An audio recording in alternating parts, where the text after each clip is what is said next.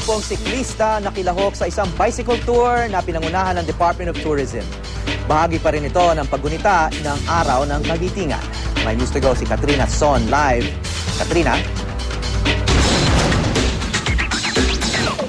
Hawi, nagsama-sama ang ilang mga siklista mula dito sa Maynila at sa Cavite para ipagdiwang ang Araw ng Kagitingan. Alas 4:30 pa lamang ng madaling araw ay naabutan na namin ang grupo ng mga siklistang ito dito sa bahay ng alumni sa UP Diliman. Nanggaling pa raw sila sa Dasmariñas, Cavite.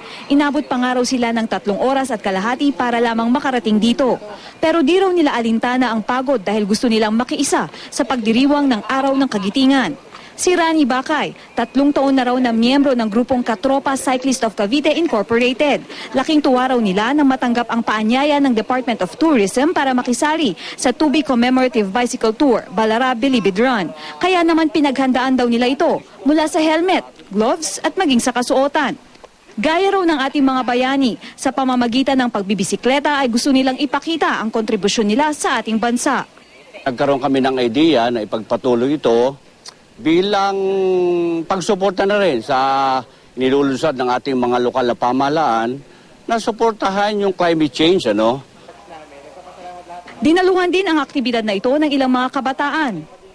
Mapapakita natin o ma-showcase natin na pwede tayong magkaisa at the same time, pwede natin ma-promote yung ating environment sector natin. And at the same time, yung bicycle tourism dito sa Pilipinas ay mapopromote ng event na to. Inorganisa raw ang aktibidad na ito para alalahanin di lang ang paghihirap ng ating mga bayani kundi ang kanilang tagumpay rin. Fall of Bataan is being celebrated April 9. So every year we celebrate the Fall of Bataan. But this time, what we'd like to mark will be the victories of the Filipinos during World War II.